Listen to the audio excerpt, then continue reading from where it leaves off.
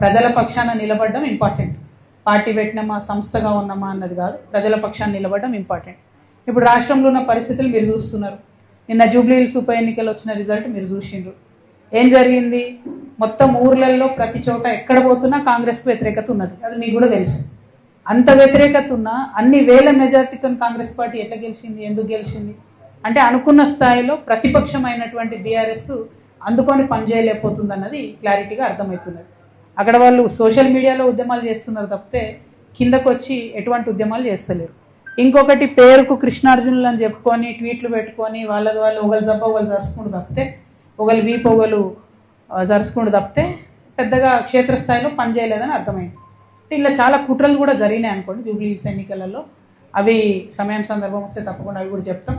కాకపోతే ప్రతిపక్షాలు ప్రజల ఎక్స్పెక్టేషన్ మేరకు పనిచేసినట్టయితే రిజల్ట్ మంచిగా వేరే రకంగా ఉంటుండే జూబ్లీహిల్స్. సో ఆ ఎక్స్పెక్టేషన్కి తగ్గట్టుగా వాళ్ళు పనిచేస్తలేరు. అక్కడే తెలంగాణ జాగృతి వచ్చి ప్రజల మధ్య నిలబడి ప్రశ్నించాల్సినటువంటి అవసరాన్ని గుర్తించినాం కాబట్టి ఇంత పెద్ద కార్యక్రమం తీసుకొని ప్రతి జిల్లాకు కూడా వెళ్ళి పనిచేస్తా ఉన్నాం. Thank you. జై తెలంగాణ. జై తెలంగాణ.